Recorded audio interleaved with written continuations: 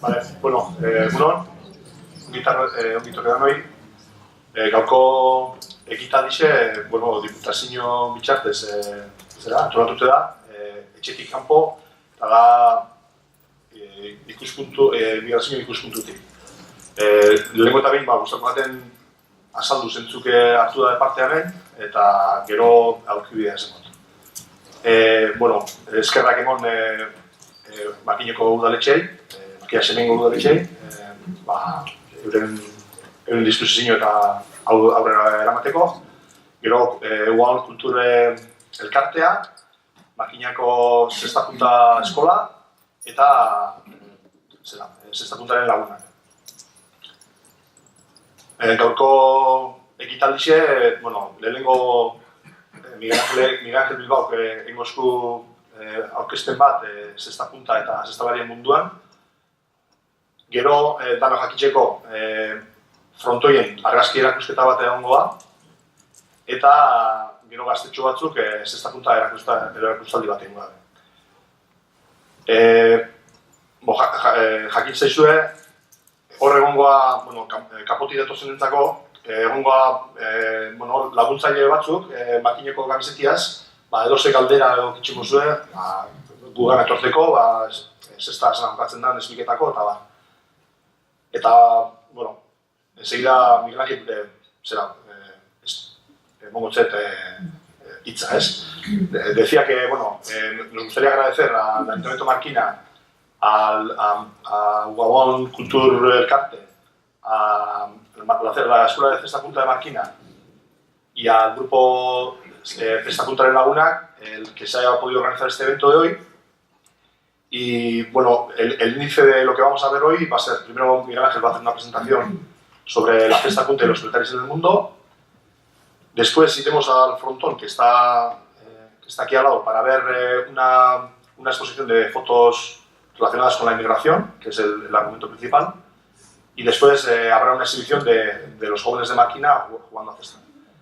Entonces habrá, si alguien tiene alguna consulta o lo que sea, habrá gente... Mirad la camiseta de la escuela, si queréis hacer cualquier tipo de pregunta, pues intentaremos ayudaros, explicar un poco cómo se juega y lo que podamos ayudar. Y sin más, pues bueno, me gustaría dar el paso a Miguel Ángel para que nos dé hoy una lección de lo que ha significado la Zestapunta para Markina y lo que ha significado en el mundo. Entonces, un momento, adelante.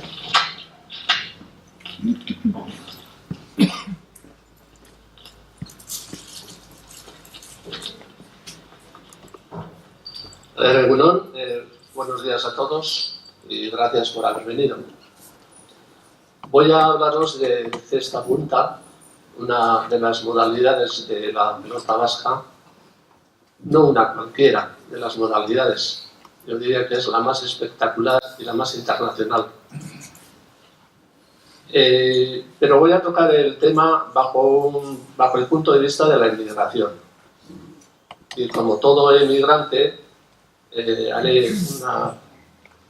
me fijaré en estos aspectos, como son la separación de las familias, los viajes, la estancia en países extraños, la convivencia con otras culturas y la contribución de esas personas, en este caso pelotaris, a la economía familiar.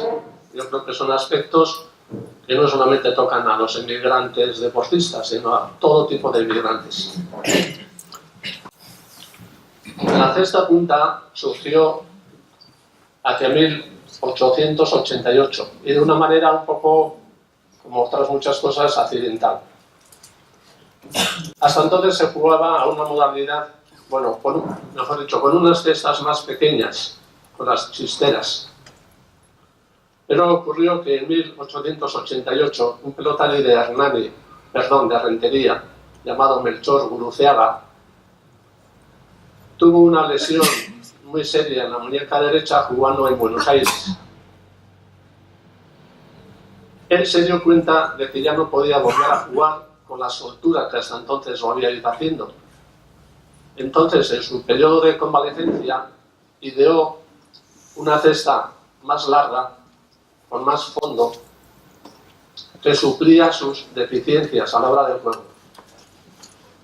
Lo que ocurrió es que si hasta entonces la pelota se lanzaba nada más entrar en la cesta, con esta nueva cesta la pelota se retenía y después se proyectaba contra el frontis.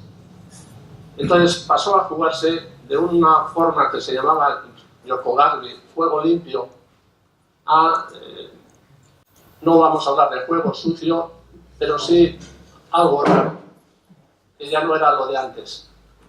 Entonces empezaron las críticas, no solamente entre los mismos pelotaris, sino entre el público en general y entre los críticos deportivos. No veían bien el nuevo invento. Lo que ocurrió fue que, como era muy espectacular el juego, pues poco a poco se fue imponiendo. Y no solamente imponiendo, sino que se abrió a otros países y empezaron a construirse frontones en distintos lugares del mundo. Esas críticas que tuvo inicialmente son hasta el punto de que las crónicas deportivas incluso premiaban composiciones poéticas que fueran en contra de la cesta punta. Había crítico deportivo que decía, eso no son cestas, eso son colmillos de elefante. Les veían algo extraño y algo muy raro. Y la tradición en el País Vasco ha sido muy profunda y entonces cambiar algo cuesta muchísimo. Pero vamos, como decía antes, terminó imponiéndose. Su expansión internacional vino pero rápidamente. A partir de 1888, en Euskadi y en el resto de España pues había muchos frontones, pero quizás no estaban preparados para jugar a cesta punta, porque la cesta punta exige frontones largos, de más de 50 metros.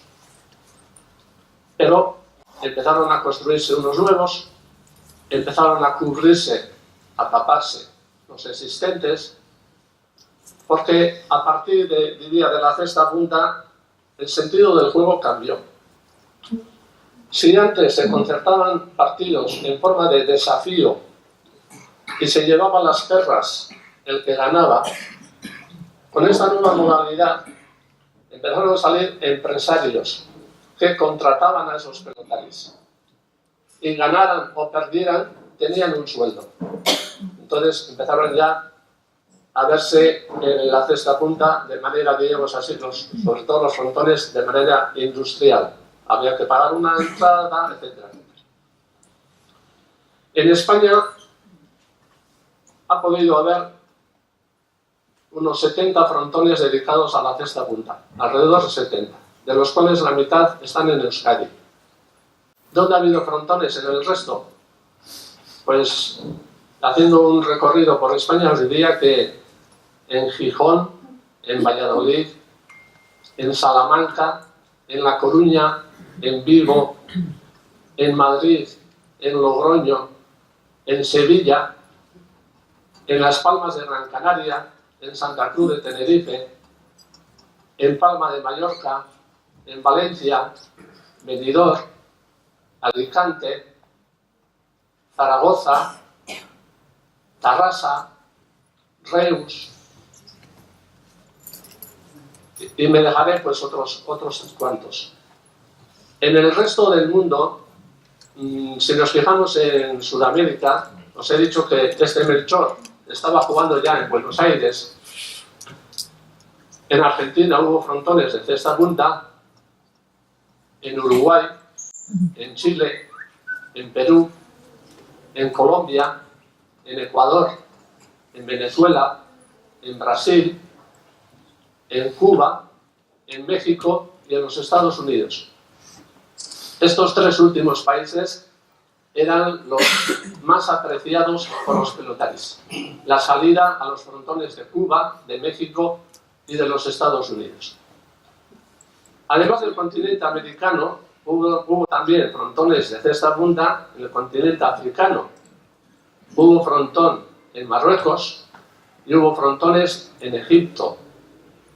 Y en la parte asiática ha habido frontones en las Islas Filipinas, en Indonesia y en China. Como podéis observar, la cesta se abrió al mundo. Y de alguna manera los vascos nos dimos a conocer en un montón de países. Si nos fijamos ya en otro capítulo, la relación de los pelotaris y sus familias, os puedo decir que los pelotaris puntistas salían de casa a una edad muy temprana. Lo normal es que salieran los chicos a jugar a pelota con 15, 16 años. E incluso hubo quien se adelantó y ya salía con sus 13 o 14 años. Como podéis observar, la salida de casa era, por decir de alguna manera, algo brusca, porque eran unas edades todavía más bien de niños, y dejarles salir a países extranjeros, a países extraños.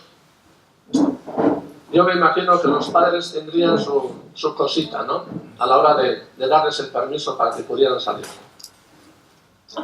Decía Cecilio Urizar, un pelotari de Martina, que cuando él debutó como profesional, lo hizo en Bilbao, en 1921, y decía que los espectadores no les gritaban buenos, malos, sino que les decían ¡a la escuela!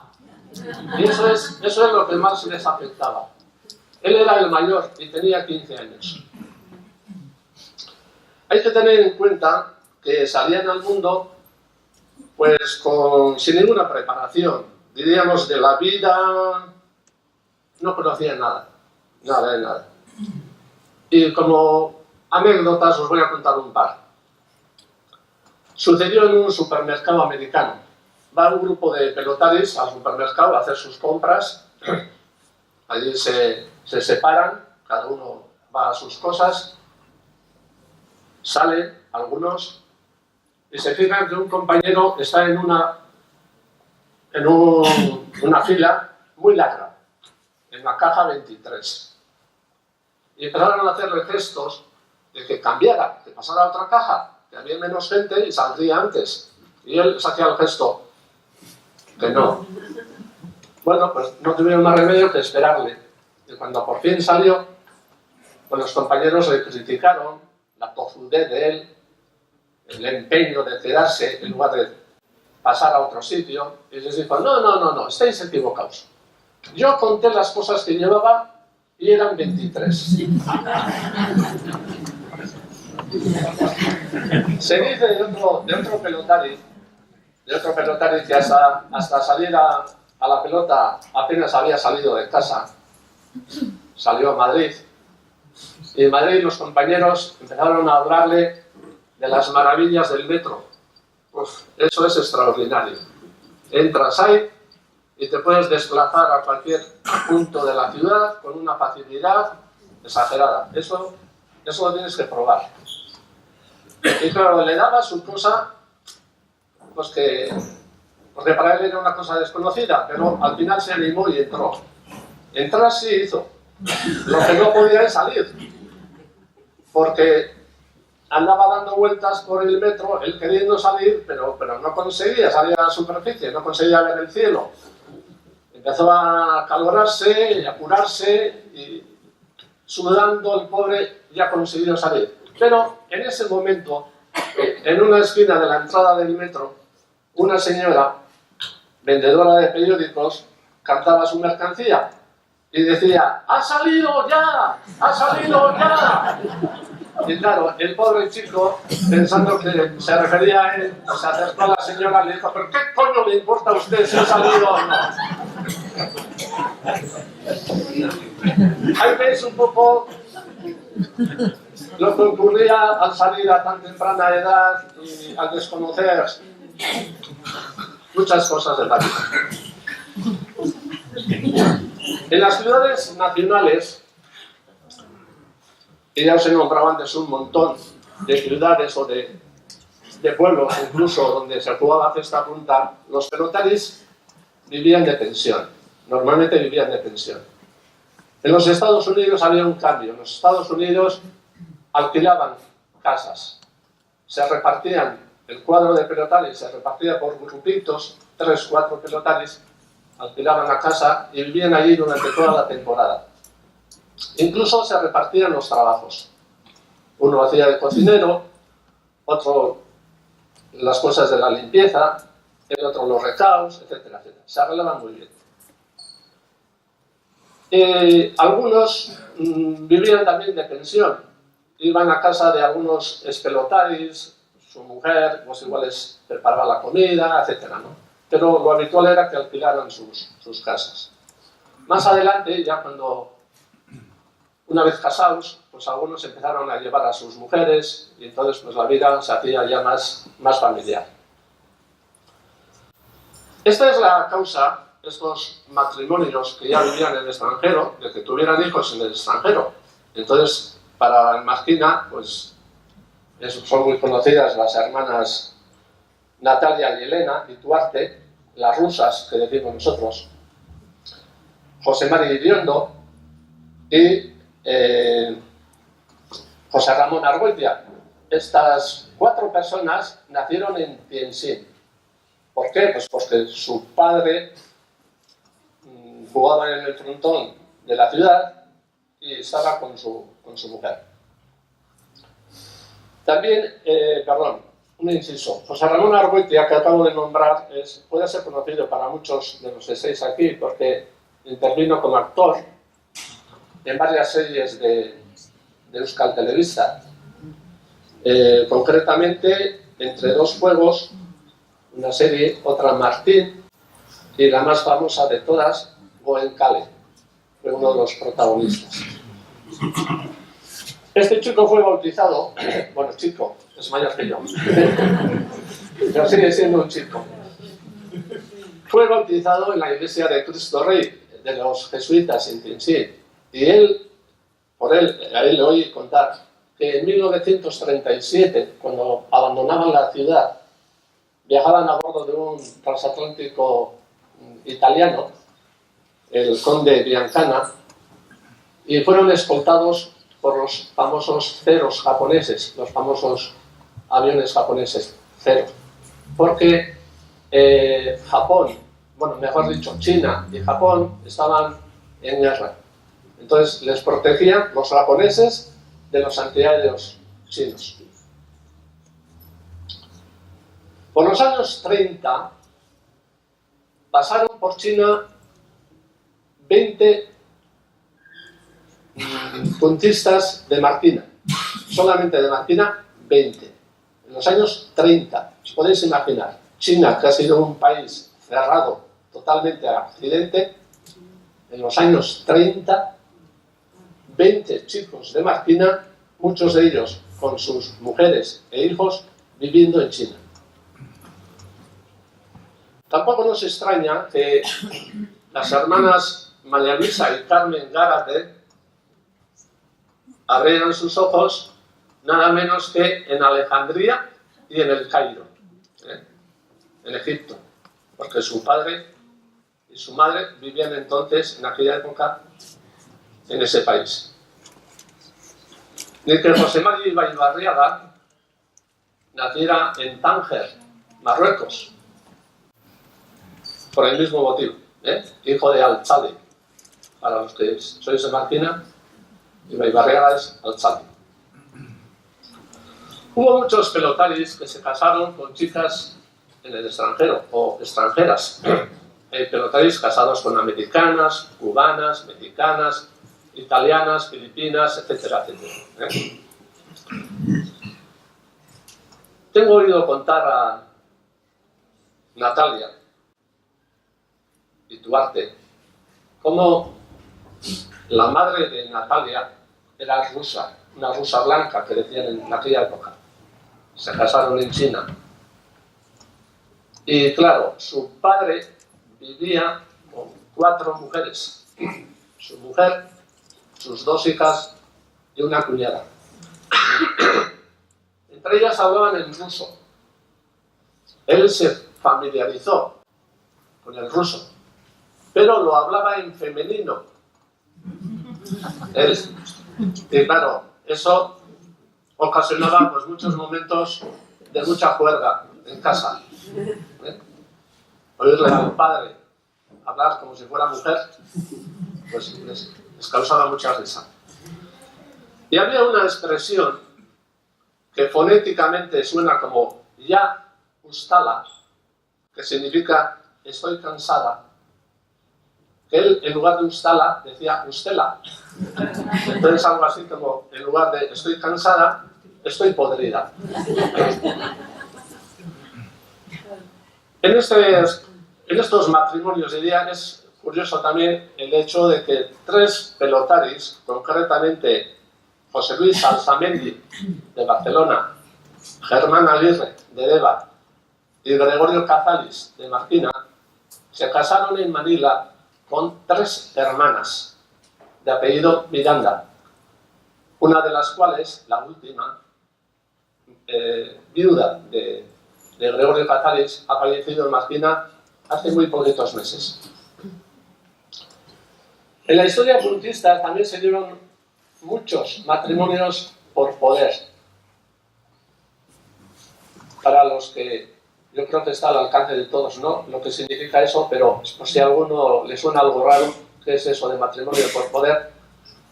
Son, diríamos, algo así como matrimonios a distancia. El novio está en un lugar, en un país, y la novia en otro, y se casan. ¿Cómo se casan? Bueno, por ejemplo, como ahora os contaré, una se casó con el padre de su novio, que venía, el padre lo hacía en representación de su hijo, claro. Ahí hay muchos ejemplos para poder decir, yo unos cuantos nada más.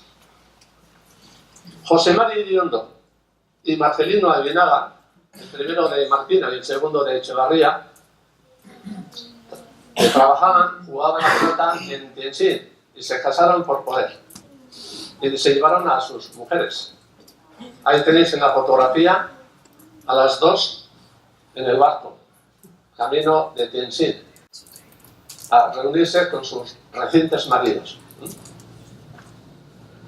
En el costado, en foto más pequeña, tenéis un matrimonio con una americana, eso es en Tampa, en los Estados Unidos, y el novio es tío de Félix Larrinaga. Él es José Luis Larrinaga. Como veis, son muy chulos, ¿no? Bueno, hablaba de José Mari Iriondo y Marcelino Aguinaga. Después tenemos el caso de José Luis Mandiola, de Marquina también, que se casó con la hermana de León de Ugarte, bueno, León de Marquina, que se decía, León de Marquina, de Caserío Ugarte. Pedro Azpiri Eibar, bueno, jugaba con el nombre de Eibar, jugaba en aquella época en Tampa y pues le tocó casarse de esa manera, por poder. Está el caso de José Mari Iriondo, otra vez, pero no el anterior, sino su hijo. Si el padre se casó por poder, el hijo dijo, yo no soy menos. Y se casó también por poder, ¿no? Con Mari Carmen Alegría, aquí presente. Tenemos el caso de José Ignacio Lola, de Villabona, que también jugaba en Tampa, se casó porque no podía venir. Le acababan de hacer un contrato para jugar en México, entonces no podía venir. Él tenía la idea de venir a casa y casarse aquí, pero no fue posible, se casó por poder. Y sus 2 primeros hijos nacieron precisamente en México. Y por último tenemos el caso de Luis Manuel Mendizábal, Mendi, el hijo del secretario de Marquina, que vive ahora en Berriatúa, que también se casó de esta manera. Hablando de hijos de pelotaris, bueno, hay de todo, pero como una cosa curiosa os diré que uno de los que participaron con más ímpetu, diríamos, más ganas en la campaña electoral de Obama fue Rafael Anchía, miembro del Senado de Texas, o Texas.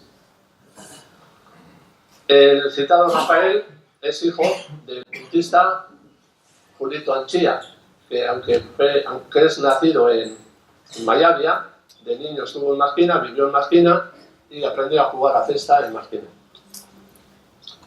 Bueno, dejamos esto de las familias, los padres, los hijos, y vamos a pasar a los viajes. ¿Cómo se hacían los viajes? ¿Cómo iban estos pelotaris a esos países tan extraños? A Buenos Aires salían en barco. Estoy hablando de los viajes de antes, no los de ahora, ¿eh? Ahora más o menos es fácil viajar, pero trasladaros 60, 80 años atrás, ¿cómo iban esas personas a esos lugares? A Buenos Aires salían habitualmente o de Barcelona o de Burdeos. Si querían prolongar el viaje porque tenían que ir a Perú o a Chile, pues entonces os diré que a partir de Buenos Aires iban a Valparaíso, ya en Chile, en tren. En Valparaíso, los que proseguían el viaje cogían otro barco y se iban hasta el Callao, en Perú. Total, 42 días de viaje. Casi nada. Para ir a La Habana, la compañía transatlántica española tenía un servicio que partía de Bilbao. Iba haciendo escalas por toda la cornisa cantábrica. Hacía escala en Santander, en Gijón, en La Coruña, y todos los días 21 de cada mes salía el barco rumbo a La Habana, partiendo desde La Coruña. Después, los que iban a México proseguían el viaje hasta Veracruz. Había otra posibilidad de ir a salir de Santander. Había un viaje directo de Santander a La Habana por medio de Pinillos, Izquierdo y compañía, una compañía naviera. Y una tercera posibilidad, y era trasladarse a Inglaterra, a Gran Bretaña, y desde Liverpool salir para La Habana. Los viajes a China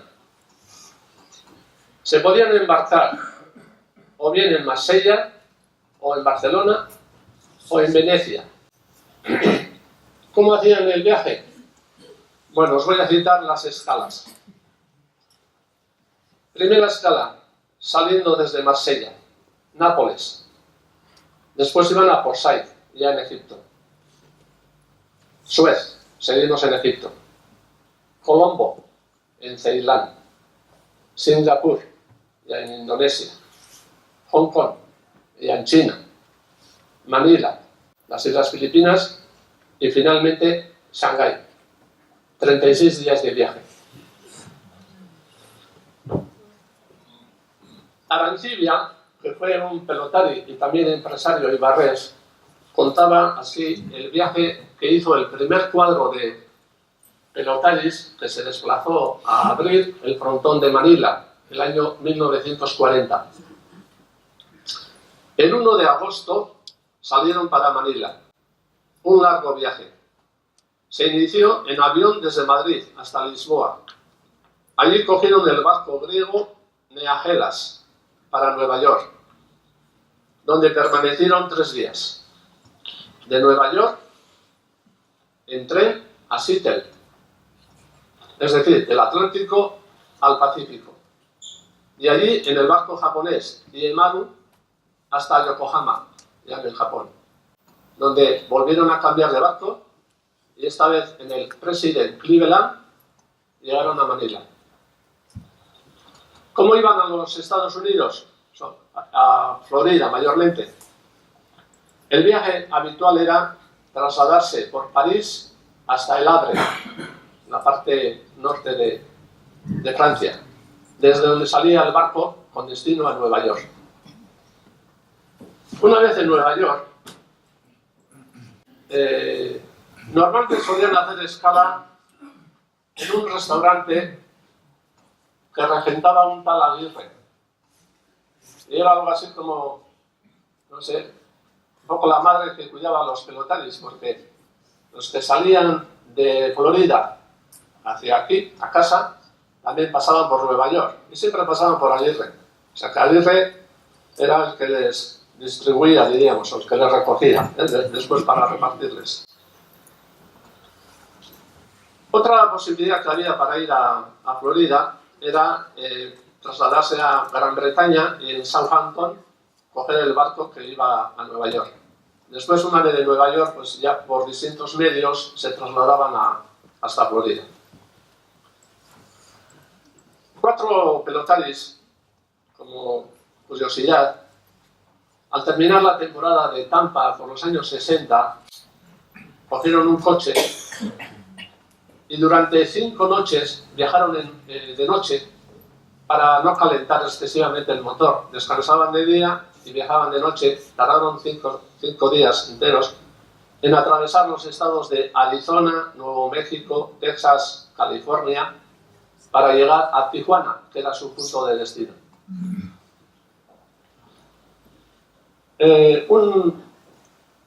Conservo todavía una carta que me escribió mi hermano, que también fue pelotari, con fecha del 28 de septiembre del año 70, un viaje que hizo a Orlando nada más, en Florida, y estoy hablando del año 70. Tardó 36 horas. Fue un viaje desastroso. Él decía que fue un viaje malísimo, decía. Debido a retrasos en los aviones, pérdidas de enlaces,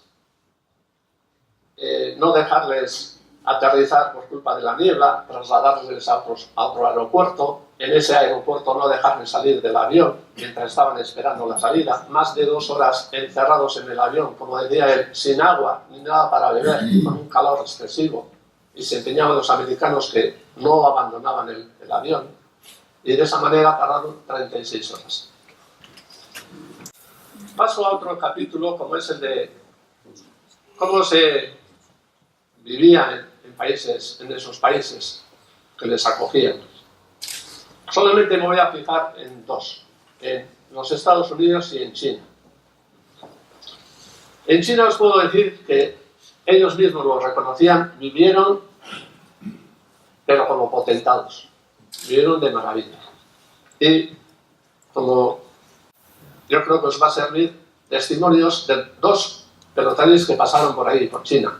Uno de ellos es Cecilio Urizar, bueno, los 2 son de Marquina. Cecilio Urizar y Juanito Andrinúa. El primero estuvo 2 años en Shanghái y 4 en Tianjin. Y decía esto: China ha sido el lugar donde mejor he vivido. No es que se ganara mucho, pero allí nada valía nada. Vivía como un marqués. Otro chico y yo disponíamos de una casa con 3 sirvientes, un cocinero, un lavacoches y una ama de casa. Aquello era un paraíso y se ganaba al cambio $500 americanos. La equivalencia era de $1 americano por $3 chinos. Y Juanito Andrinúa, a propósito de Shanghái, él estuvo jugando en el auditorium de Shanghái, decía: nosotros apenas salíamos de la concesión francesa. Bueno, tengo que detenerme quizás para deciros que es una época en la que muchas ciudades chinas están divididas algo así como por sectores, cada uno de los cuales está ocupado por una potencia europea. Entonces, si en Shanghái el frontón se construyó en la concesión francesa, en Tianjin se construyó en la concesión italiana. ¿Qué suponía esto de la concesión? Pues que los que dominaban entonces allí, en el caso francés, era Francia. Tenían sus propias escuelas, su iglesia, su juzgado, etcétera, etcétera. Bueno, pues decía nosotros apenas salíamos de la concesión francesa, en donde vivíamos a todo lujo, disponiendo de criados, cocineros y chofer. Frecuentábamos los cabarets, en donde pagando un ticket sacabas a las chicas a bailar. Muchas eran rusas blancas, escapadas de la Revolución Soviética, que llegaron a contraer matrimonio con algunos pelotaris. Enfrente del frontón teníamos 3 bares que reunían a pelotaris y aficionados.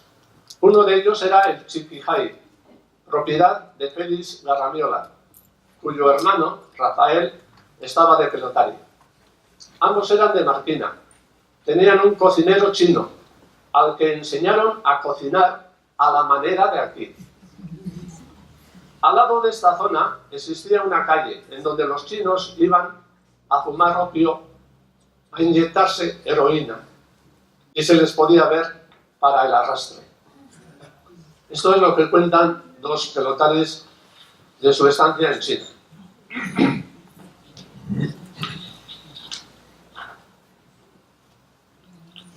En cuanto a los americanos, se puede decir que los pelotaris han estado viviendo volcados a su actividad deportiva, a la cesta, a la pelota. La relación con los naturales del país, hombre, no voy a decir que no existiera, pero también se puede decir que era más bien escasa, aunque algunos, o bastantes, aprendieron por lo menos el inglés. En un tiempo, los pelotaris estuvieron muy bien considerados. La gente acudía a los frontones, bien vestidos. La sociedad americana podían alternar ya en un estatus elevado, diría.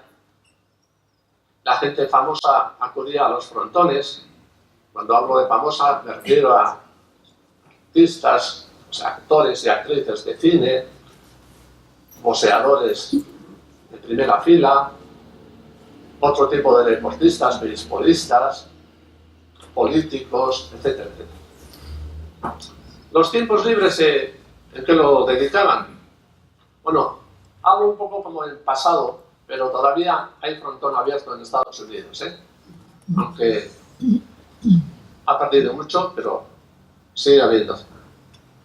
Pues estaban de alguna manera volcados a la mar, en alguna manera. Al ser zona costera, Florida, la pesca les gustaban a muchos, las salidas a la playa, las salidas en embarcaciones de recreo, las visitas a los amigos, los picnics, las paellas.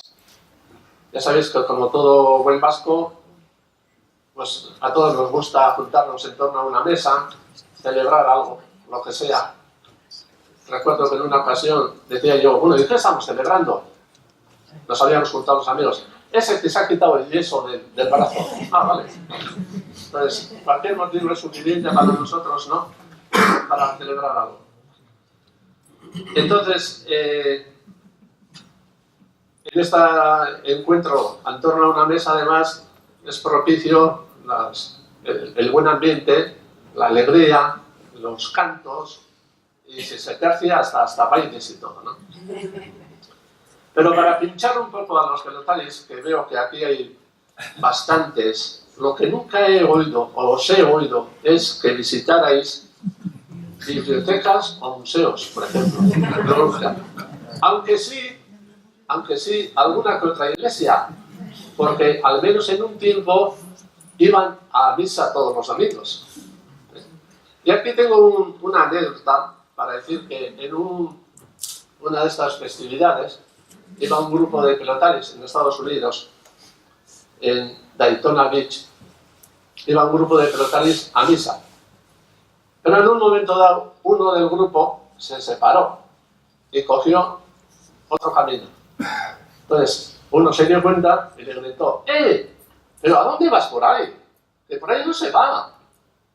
Esa es una iglesia ortodoxa, por donde iba él. Y el otro le contestó diciendo, sí, ya sé, pero es que tienen aire acondicionado. En estas vivencias, en esos países repartidos por el mundo, según la época, pues también les ha pasado pasar las canutas, como decimos. No solamente es fiesta, todo cuerda y alegría y comidas y bailes, etc. No, también lo han pasado muy mal. Porque han sido testigos, al menos testigos, de guerras, revoluciones y golpes de Estado.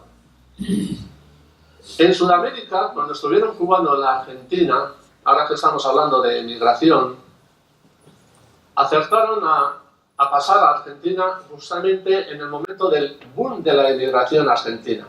Entre 1880 Os he dicho que la cesta se ideó en 1888. Bueno, entre 1880 y 1914, es decir, en un periodo de 34 años, a la Argentina llegaron 4 millones de inmigrantes. 4 millones, de los cuales diríamos que la mayoría pertenecían a Italia y a España. Tanto en Brasil como en el Perú, los frontones se cerraron en 1930, debido a sendos golpes de Estado. En Bogotá, a los pelotaris les tocó jugar justamente cuando el país se hallaba en guerra contra los peruanos, colombianos contra peruanos. En ese momento les toca estar allí, a los pelotaris, y jugar en el frontón. Se puede decir que no les afectaría grandemente, si todavía podían seguir jugando, ¿no? En México, un frontón, el Ederjay, que quizás pueda ser el primer frontón que existió en México,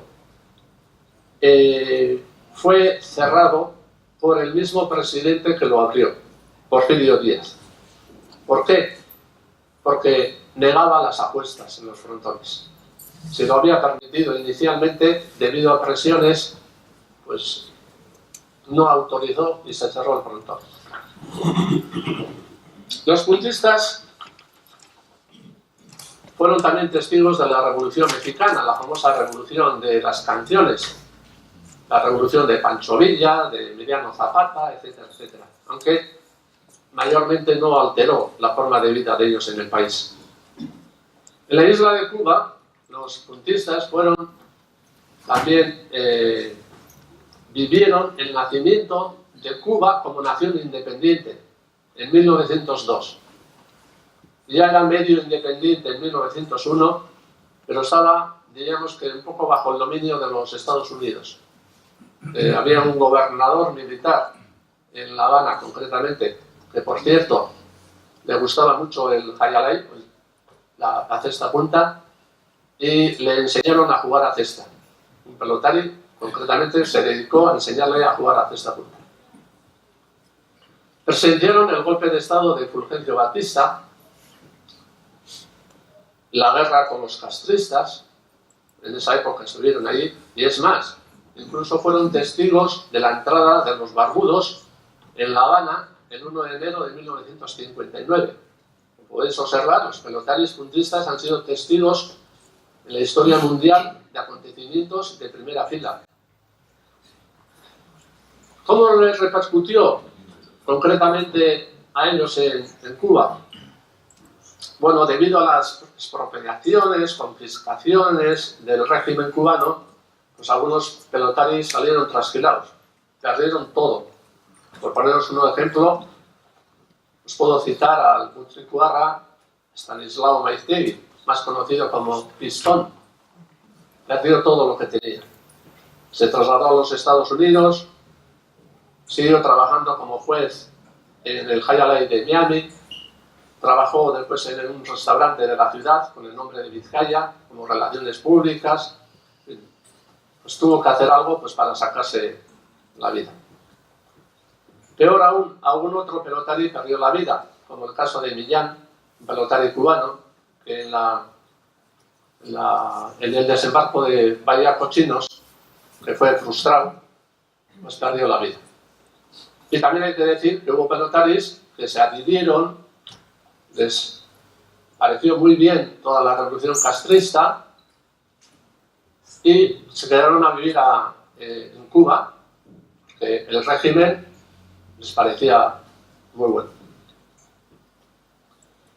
En Egipto, los frontones de Alejandría y el Cairo se abrieron cuando estaban bajo el protectorado británico, cuando Egipto estaba bajo protectorado británico. Estos frontones se cerraron temporalmente debido a la Primera Guerra Mundial. En 1914 se cerraron momentáneamente, volvieron a abrirse y después se cerraron ya definitivamente en 1930. Y vamos a pasar a la guerra civil. Pero antes os voy a contar también lo que me contó a su vez José Mari Gárate, que jugaba con el nombre de Martina, me decía, en 1919 yo estaba haciendo la mili en Barcelona, como voluntario, y en el cuartel corrió el rumor de que nos iban a mandar a todos a África, a la guerra de África. Entonces, para evitar ir a la guerra, me junté con otros 2 o 3 pelotaris más, alquilamos un coche y nos aproximamos hasta la frontera. En la frontera abandonaron el coche, pasaron andando al territorio francés, se presentaron en Perpiñán y empezaron ya a prepararse sus papeles para coger los diferentes destinos. Él era muy partidario de ir a México y entonces empezó a hacer los consabidos papeles pues, para poder desplazarse a México. Pero, mientras tanto, otros pelotaris se le adelantaron que iban a Italia. Le dijeron, ¿por qué no vienes con nosotros a Italia? Ven con nosotros, que es más fácil. Y al final se fue con ellos a Italia. Bueno, no voy a seguir, pero quiero deciros pues, el periplo que tuvo que hacer para poder salir. Vivió como prófugo, volvió, le perdonaron y después ya empezó a desplazarse a través del mundo. La guerra civil en realidad trastocó los planes de muchos fundistas. Algunos que iban ya jugando años tuvieron que paralizar su desarrollo, tuvieron que incorporarse a filas, bien, trastocó de manera muy brutal. Algunos perdieron la vida, otros muchos cuando finalizó la guerra no pudieron seguir jugando porque estaban impedidos para seguir, debido a heridas, o debido a que habían quedado ya los movimientos, pues no podían seguir. Había dentro de la guerra, como decimos, pues como es normal, partidarios de ambos bandos. Os puedo decir que, por ejemplo, Cazalis I, Cazalis Mayor, murió en el exilio francés nada más terminar la guerra. Él era republicano y finalizó, quiero decir, murió de poco de terminar la guerra, pero en el exilio francés.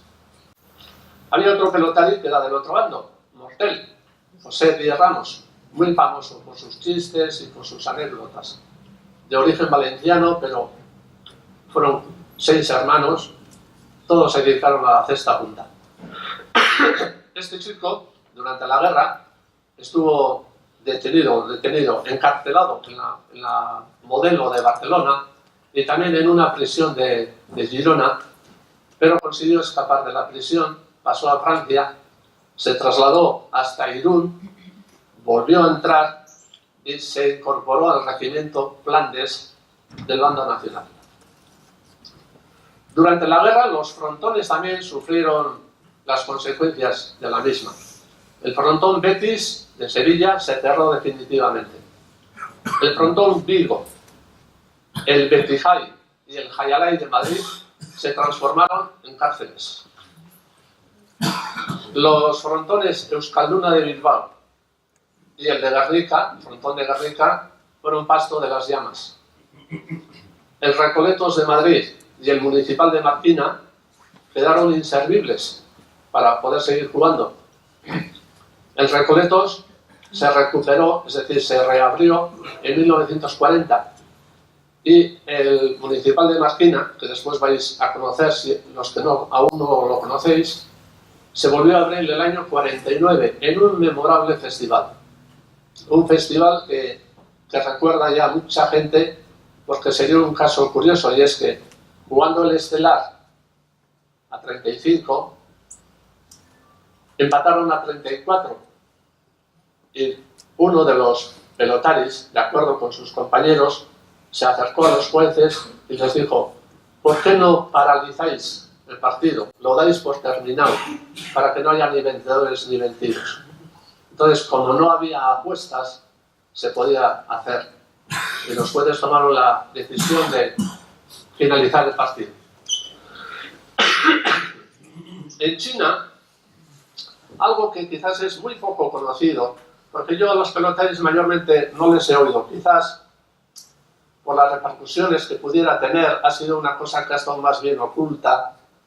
En China, a los pelotaris les obligaron a vestirse de falangistas. Hay fotos en las que aparece el cuadro de pelotaris en los consulados chinos, bueno, el consulado español en China, vestidos con las camisetas falangistas. ¿Por qué? Porque el empresario era falangista y les obligaba a vestirse de esa manera.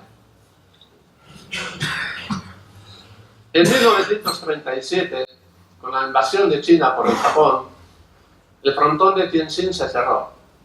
1937. Pero el de Shanghái no.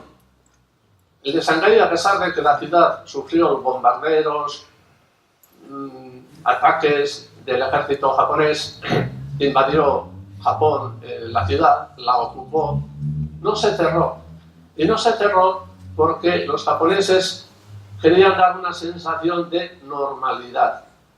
Entonces permitieron que el frontón estuviera abierto, que se siguiera jugando, e incluso ellos mismos acudían a los festivales puntistas. Se cerró definitivamente con motivos ya de la Segunda Guerra Mundial en 1945. En cuanto a la Segunda Guerra Mundial, los pelotaris que más sufrieron fueron los que estuvieron en Manila. Los pelotaris del cuadro de Manila les pasaron muy mal. El marqués Andrinúa y un pelotari de Arrasate, Guridi, iban de viaje a Manila. Precisamente llegaron al atolón de Wake, que está situado entre las Islas Hawái y las Marianas, justamente en el momento en que los japoneses estaban bombardeando Pearl Harbor. Y a ellos no les detuvieron por su condición de neutrales. La guerra del Pacífico trastocó, paralizó la vida deportiva. El frontón tuvieron que cerrar. Fue ocupado por la Kampetai. Kampetai era lo que es semejante, diríamos, a la Gestapo. O sea, la Kampetai era la Gestapo japonesa. Entonces ocupó parte de las instalaciones del frontón, donde se sometía a interrogatorios y torturas a todos los sospechosos de actividades guerrilleras. A varios pelotaris del cuadro de Manila, como decía anteriormente, pues lo pasaron muy mal. Solamente unos ejemplos. José Luis Alzamendi, famoso pelotari de cesta punta, un soldado japonés le dio un buen bofetón simplemente por el hecho de que al pasar por el cuartelillo, por delante de un cuartelillo japonés, no se había detenido a hacerles la reverencia en forma de salud. Fue ese hecho simple para que tuviera después un sopapo y no pasara a mayores. Alfonso Mugartegui, que jugaba con el nombre de filipino, era nacido en Filipinas, pero de origen vasco, de ascendencia vasca.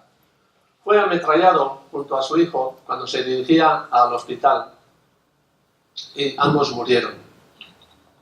Ramón Ayestarán, de Rentería, fue alcanzado primeramente por una granada de mano a la salida de un refugio. Quedó malherido. Los compañeros empezaron a auxiliarle y cuando se creía ya a salvo, fue rematado por un francotirador japonés y falleció. También sufrieron heridas de diversa consideración otros dos pelotaris más, uno de ellos de Marquina, Mayutiza, José Mayutiza, y otro de Mutriku, Mateo San Martín. En Indonesia, el frontón se abrió en 1971 bajo el régimen del dictador, diríamos, o un régimen militar muy severo de Suharto, y se volvió a cerrar 10 años posterior por motivos políticos.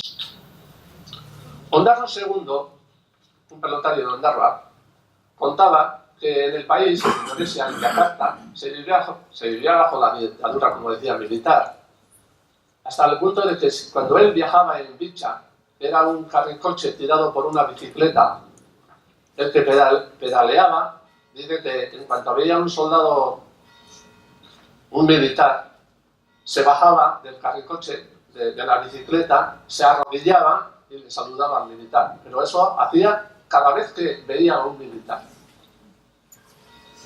En las Islas Filipinas, el frontón de Cebú se cerró entre 1972 y 1976 debido a una ley marcial de aquel famoso presidente Marcos.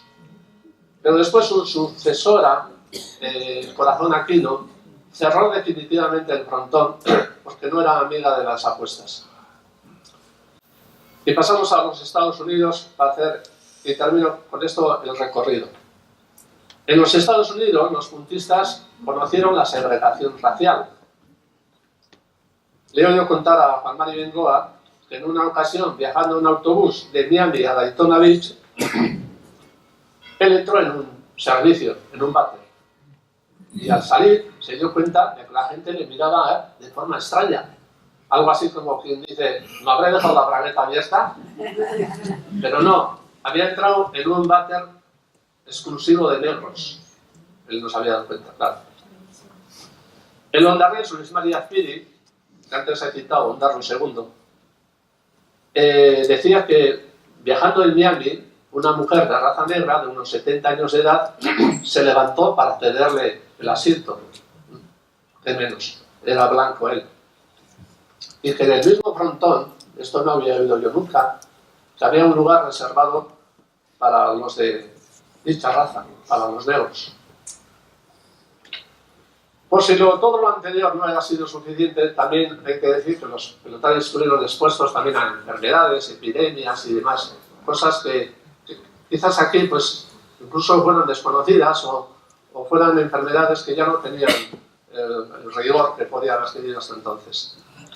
He oído contar cómo hubo pelotaris que vinieron del Brasil un poco tocados, diría más bien psíquicamente, y tengo aquí un testimonio de Turrillas, un periodista donostiarra, que lo cuenta de una manera muy jocosa el siguiente episodio. Al desencadenarse una epidemia de viruela en Chile, donde se encontraba jugando un pelotari con el nombre de Marinero, era un pelotari de Zumaya, este fue llevado a enterrar con otros en montón. De enterradores hacían algunos pelotaris, que en el desastre se ofrecieron a ayudar. Algunos lloraban viendo a su compañero amarillo sin vida, con un pasaporte al más allá. Le echaban la tierra primero por los pies, luego por el cuerpo. La cabeza era lo último que había que cubrir, hasta que a la cabeza le llegó su turno y el marinero comenzó a moverse, a jurar y largar barbaridades, de regreso de una pampalina monumental. Se había emborrachado hasta perder el sentido y al encontrarlo en la calle sin vida, en aquel caos de muertos por la viruela, lo echaron al montón, pero se salvó. Esto lo contaba Turrillas en 1965 en México. Y para terminar, último apartado. ¿Cómo ha influido toda esta vivencia, todos estos pelotaris en el extranjero, en la vida de Marquina? Para empezar, hay que destacar que Marquina ha dado a la cesta punta más de 400 pelotaris. Con razón, su frontón es conocido con el nombre de Universidad de la Pelota. Y como toda universidad, diría que muchos se han diplomado, se diplomaron, otros tantos se licenciaron y unos pocos se doctoraron en relación con su juego. Los ídolos deportivos de la juventud marquinesa, allá por mediados del siglo XIX, eran, como no, los jugadores del Athletic, algún que otro ciclista y los pelotaris de cesta punta, sobre todo los que jugaban en el extranjero. En los años 40 del pasado siglo, claro, los pelotaris que venían a Marquina de los frontones que en aquella época estaban abiertos, ingresaban en el pueblo sumas que superaban el 1,5 millones de pesetas. no os puedo hacer yo el equivalente a euros, ni sé a cuánto corresponderá, pero por la forma de escribir me doy cuenta de que tenían que ser unas cifras, pero muy, muy grandes. Tan grandes que en un pueblo de 3.500 habitantes, como podía tener entonces Marquina, había nada menos que 5 bancos. Ya me gustaría saber qué pueblo de 3.500 habitantes tiene 5 bancos. Digo, por algo sería. Estos bancos, no me estoy inventando nada, estos bancos eran el Banco Bilbao, la Caja de Ahorros Vizcaína, la Caja de Ahorros Municipal de Bilbao, el Banco Central y el Banco Hispanoamericano. Hubo pelotaris que no hacían el ingreso en los bancos directamente para hacer los cambios de dólares a pesetas, sino acudían a particulares. Había particulares que les ofrecían más dinero al cambio. La repercusión económica en las familias marquinesas, fijaros, estoy hablando de los años 40, de los años de la posguerra, de los años de muchísima necesidad en todos los órdenes. Os podéis imaginar, era una inyección en los ingresos familiares, era un suplemento que venía a las familias, pero al pelo, o sea, muy bien. ¿Cuál era la parte negativa? La influencia de los pelotaris, la parte negativa, si hay parte negativa, bueno, quizás que salían tan temprano, tan pronto a jugar, que abandonábamos estudios a los 14 años, por supuesto. Una anécdota. Estando en Madrid, 2 pelotaris fueron un día al frontón para saber si tenían correspondencia o no. Llegaron al frontón y se encontraron las puertas con un letrero que decía cerrado por defunción. Se quedaron pasmados los dos, volviendo a leer, se miraban uno al otro y al final uno se decide y le dice a su compañero: oye, ¿cerrado por defunción? ¿Eso qué quiere decir? Y el otro le mira como extrañado y le dice: pues ¿qué va a ser? Cerrado de función a función.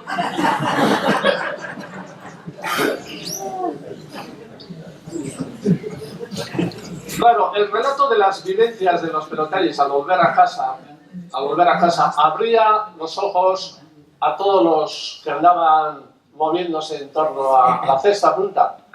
Como decía, a Maribengo le he oído muchas veces contar, en aquella época o ibas a la Esperanza o a la pelota. La Esperanza era la empresa más fuerte de Marquina. Entonces, o trabajabas de tornero, de ajustador, de fresador, te hundías con un buzo, te manchabas las manos, te hacías heridas, o ibas a la pelota, a esos otros mundos, a esos otros países y demás. Pues ¿qué íbamos ¿por dónde nos íbamos a inclinar? Por la pelota. Claro, al regresar todos esos pelotaris a hablar de las cosas, y me imagino que las cosas buenas las contarían y las malas procurarían esconderlas, pues abrían los ojos a unas expectativas pues excelentes, ¿no? Por los años 50, en Marquina, yo he conocido, viviendo como vecinos, a una mujer cubana, Amalia Santiago, casada con José Cazalis, José Pirri, a una rusa, Nina Barsamova, casada con pelotari también de Marquina, Paulino Ituarte, a una italiana, Tosca Lisi, casada con José María Gárate, Marquina, y a una japonesa, Asako Taniguchi, casada con otro marquinés, Tomás Larusquet. Esta Asako Taniguchi después se hizo católica, fue bautizada y utilizó el nombre de Luisa. Nosotros le conocimos con el nombre de Luisa. Claro, todo este mestizaje en Marquina, ¿cómo ha repercutido? Yo creo que nos ha hecho a los marquineses un pueblo muy abierto a otras culturas, a otras gentes, a otras razas, a otras religiones. Y esto se nota pues, con hechos. En Marquina acogimos, pero con muy buen agrado, a las familias bosnias que se desplazaron con motivo de la guerra de los Balcanes, y algunas de las cuales ya han quedado definitivamente a vivir con nosotros. Otras se desplazaron al terminar la guerra a sus países de origen, pero unas cuantas se quedaron aquí. Actualmente conviven con nosotros varios cientos de senegaleses con sus familias y una buena cantidad también de familias rumanas y marroquíes principalmente. Y es un pueblo, Martina es un pueblo pequeño, más bien pequeño, pero casi 1000 familias son extranjeras. Finalizo esta charla leyendo, yo el año 2009 escribí un libro titulado Cesta Punta a los profesionales de la especialidad y terminé, en la contraportada escribía lo siguiente: los pelotaris de Cesta Punta, junto a los misioneros y navegantes vascos, han sido de alguna manera los primeros embajadores de nuestro pequeño país. Y con esto, nada más. Muchas gracias.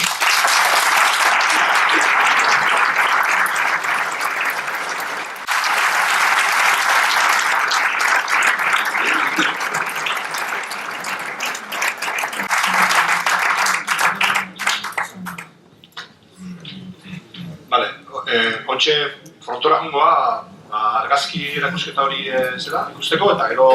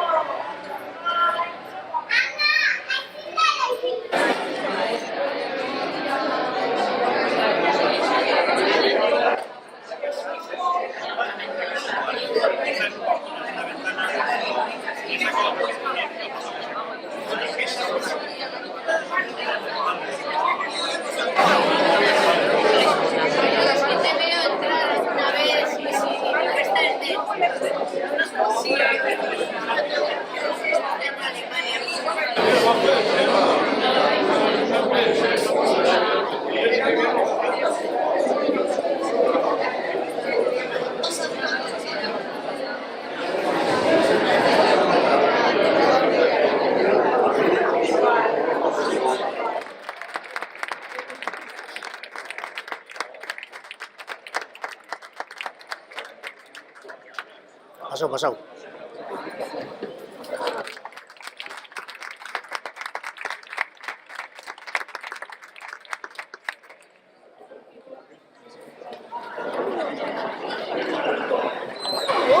Venga, Mutie.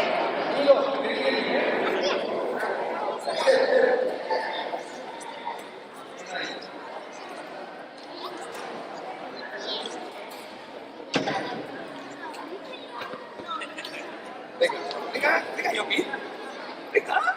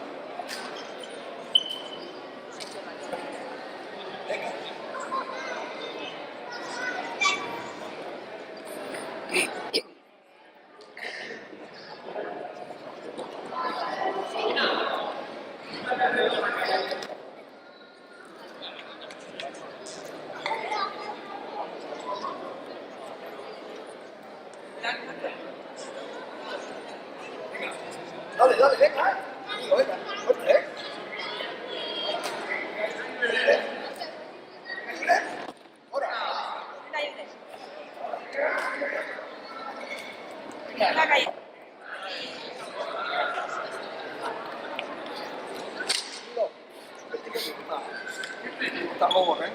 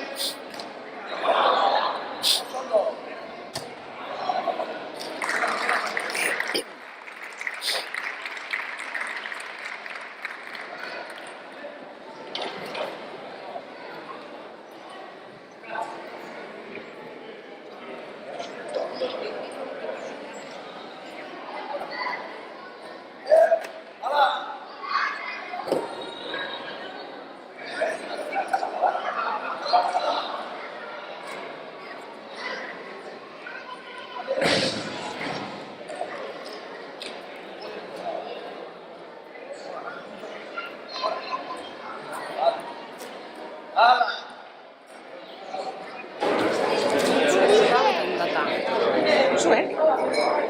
Sí, chico. Venga, Goizán.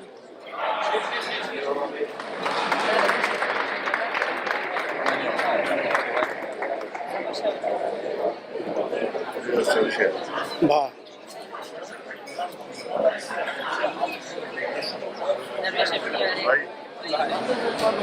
Los chavales dicen que son las mejores, no se rompen nunca, más fuertes hacen que también.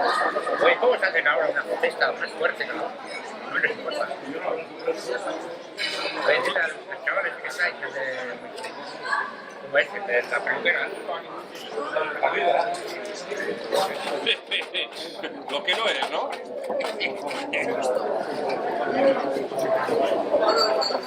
No se te ha olvidado, ¿eh? Nada, ya, ni golpe.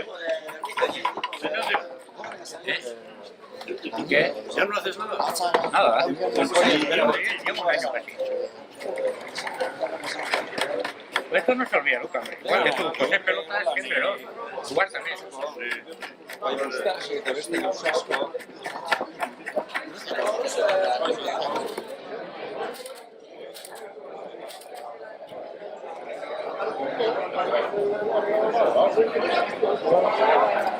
Hauxe, materializak nazioak, ba? Bai. Ontzena? Bilbora la ruta nahoy Bilbora, ¿te acuerdas de Choco Bilbora? Bilbora nahoy la ruta. Ruta?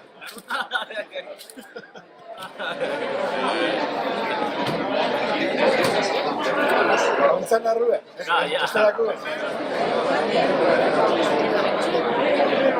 Da, se va por allí. Ondoan, ba? Zerrende nik por... Amarrute, eh? Ruta ginen amarrute ginen, eh? Ahora son según. La rota, más y... 87. Ba, justo... Tengo partido ya. Amarrute. Ba, justo dutxe zuen asiru baldi ba? 88. Justo bete berandoa. Uste duzun, da... Zuen... Horien... 88.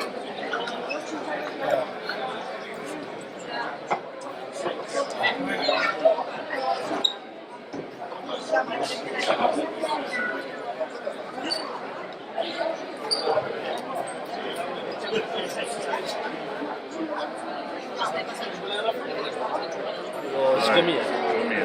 Lehena hori esan, erute ben.